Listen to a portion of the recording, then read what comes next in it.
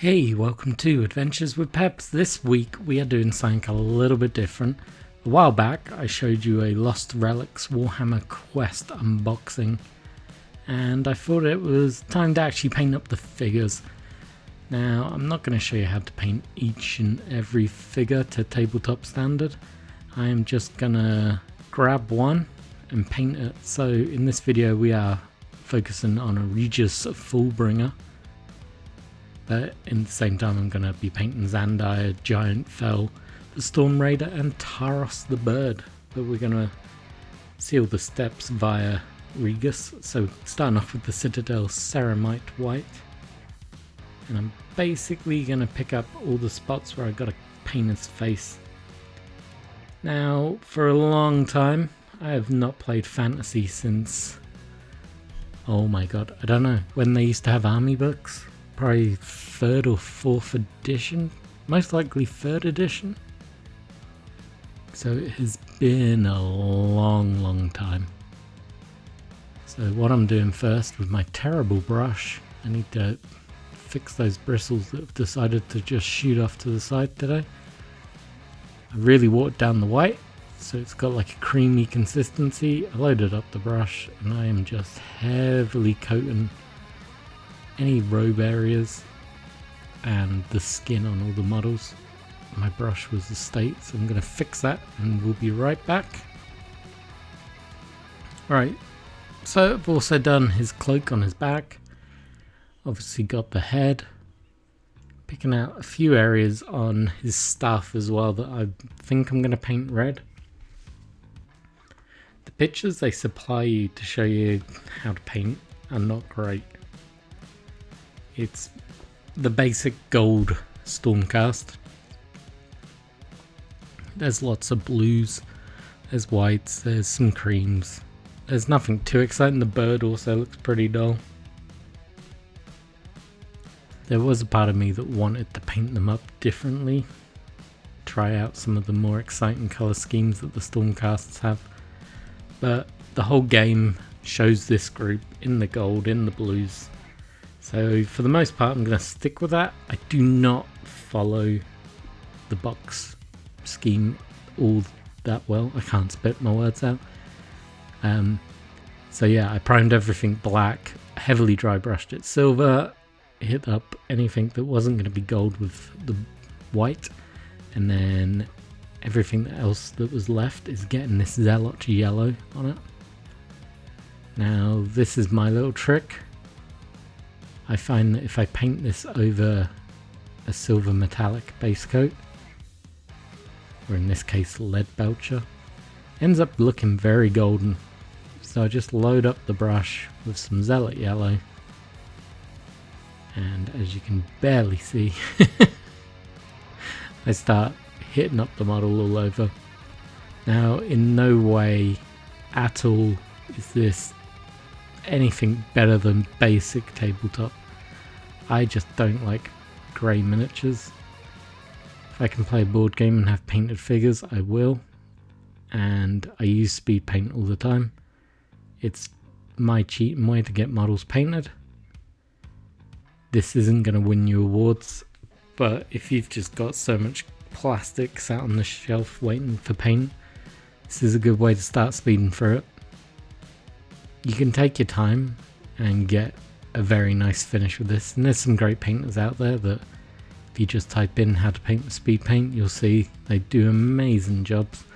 I'm not one of those people.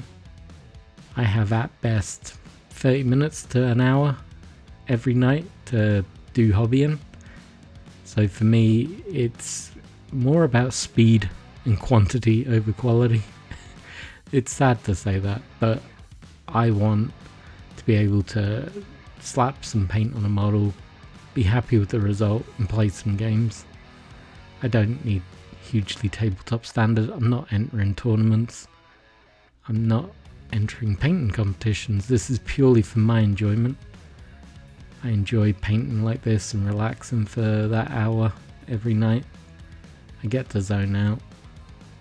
I don't particularly want to worry about the ratios of paint that I'm having to mix, or what was I doing yesterday. where am I now? I also don't want to spend an hour just edge highlighting shoulder pads. That's not what I'm here for. I just want to get paint down. So with that in mind, you don't need to watch this because I'm just going to work my way around the model. So join me once this is all done. Right, we are on the last few dabs. Make sure I don't blotch it too badly.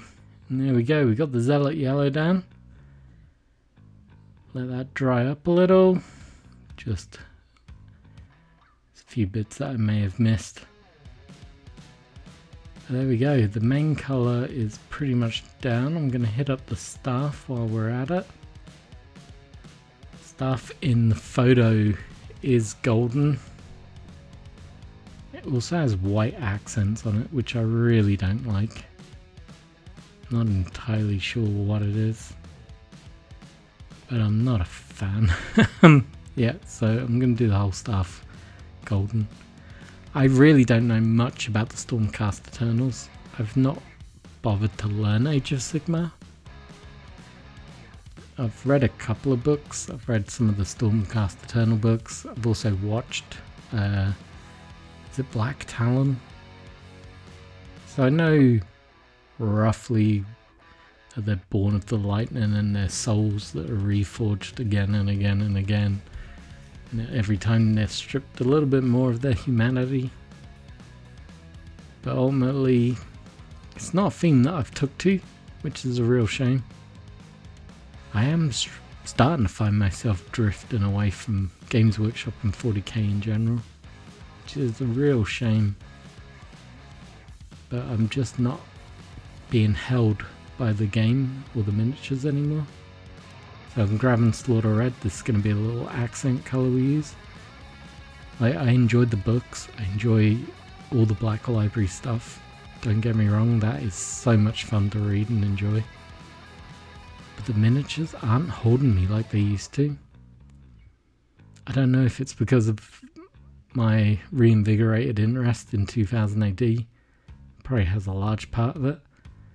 But at the same time, I don't enjoy what I'm seeing from GW at the moment. I used to be a massive Eldar fan and player, and I just haven't had the urge to buy any Eldar at all this year.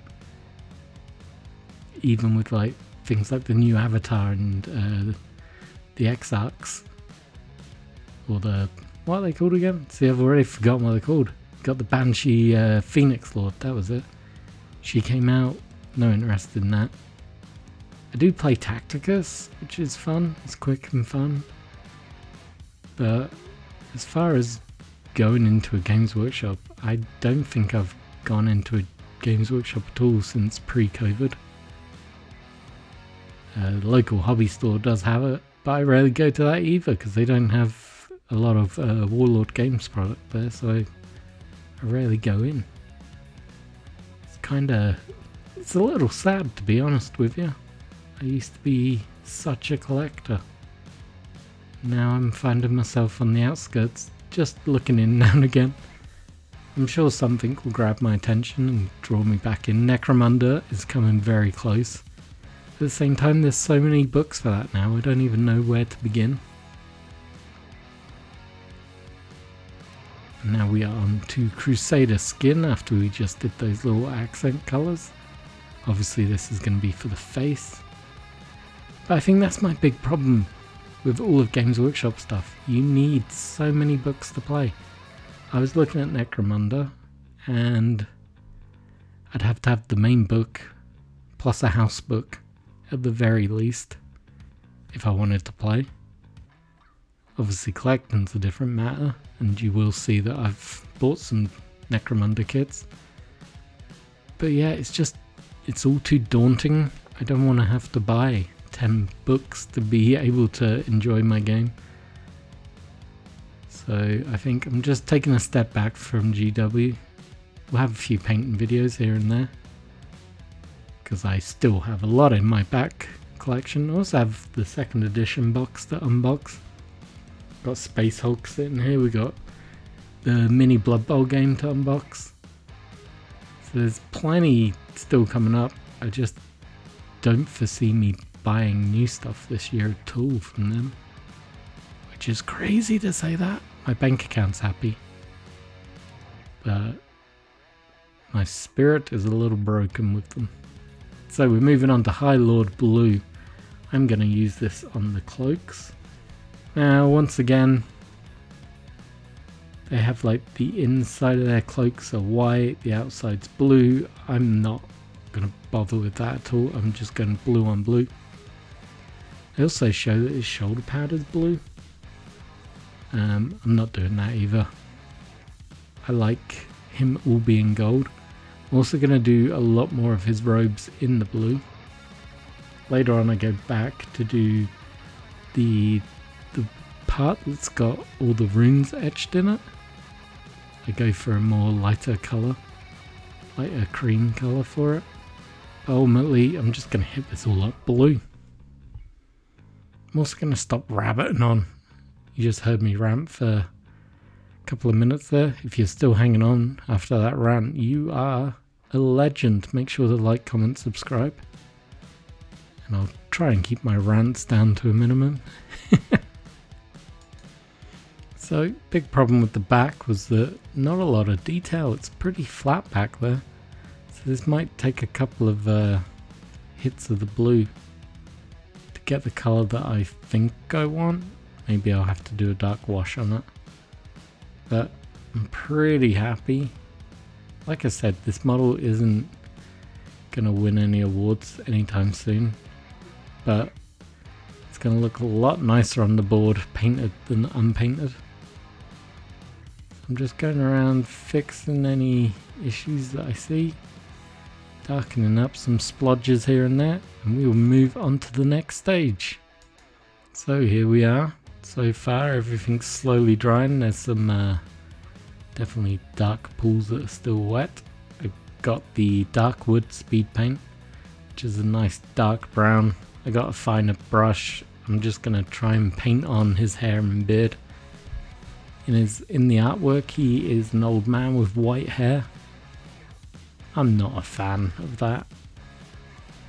I don't care if that's some lore aspect or not. This guy, he has brown hair. That is what I have decided. That's what we're going with. So I'm gonna follow his monk haircut and then pick out his mustache and his beard line as best as I can. I am not the neatest person, especially when it's hot and I'm under these bright lamps that are lighting up everything. It is a case of getting the paint down, getting it done. And with that stage done, as far as I'm concerned, this is tabletop ready. There's multiple colours. Obviously still need to do the sword. But you can see the models coming together if I can get the camera to zoom in on it properly. There we go, that's a bit, no. God, the camera's hating me today. We are now moving on to Orc Skin. This is going to be a very little section on it. There are these floating stones that in his artwork they paint grey like the flooring. So it looks like stone, which makes sense because they're fighting their way through like a temple.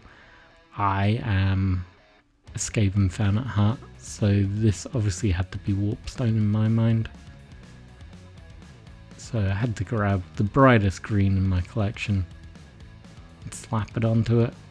I want it to look oozy goozy green. Let's have some fun with this bright colour. Just finishing it up. Splotch, splotch, splotch. I am quite happy at this stage. Just want to make sure I'm getting it further enough down. Weirdly, this model compared to the other models in the kit has no features on its base apart from these stones. The rest are all on some sort of underground dungeon crawler terrain. This guy, he's just on a flat base, which is really dull. So I'm going to have to, at a later date, put some sand on it. Make it a bit more interesting, get some grass tufts. Now we're going to finish up his sword tabard and probably the little stone on top of the pommel. And for that we are going to use the sand golem. So the last little bit of white that is left on the model, we'll do that. This was probably a bit of a weird colour choice. I'm not entirely sure what my brain was going through. I think at this stage the heat was getting to me. I guess in my head I was thinking it was kind of leathery. But hey, we'll slap it on. It will look good in the end. Like I said, this is for tabletop. I'm just going to slap some varnish on it. It's going to live in the box 90% of the time and only come out to play when I can convince someone to play this game with me. Now to work on the robe a bit more, and we're going to use like a mixture of white and the sand golem. I'm just going to pick out the piece that has the carved runes. I'm not entirely sure how a cloth can have carved runes, but this is Age of Sigmar. So we're going to do that and then slowly line it up with a few more coats of paint. So we got that first coat down, which is giving it this light brown colour. And I'm kind of dry brushing, I guess, or heavy edging. I have heavy edging, that's probably going to get me demonetized if I was monetized to begin with. So I'm just slowly brightening it up.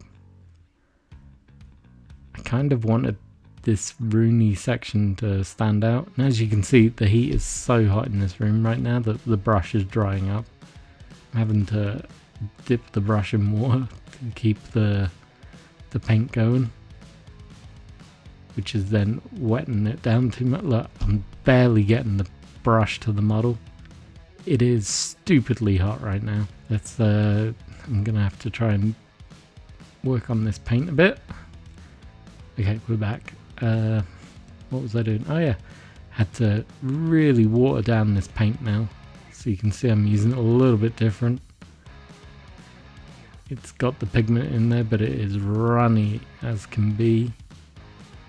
This may take a couple of coats. I'm having to be very delicate. This could easily run away from me if I'm not careful. And with this last stroke of paint, I think I'm just going to call it there. Yeah, I can safely say I don't enjoy painting these, what are they called again? Sigmarines? Sigmarites? Thunder Warriors?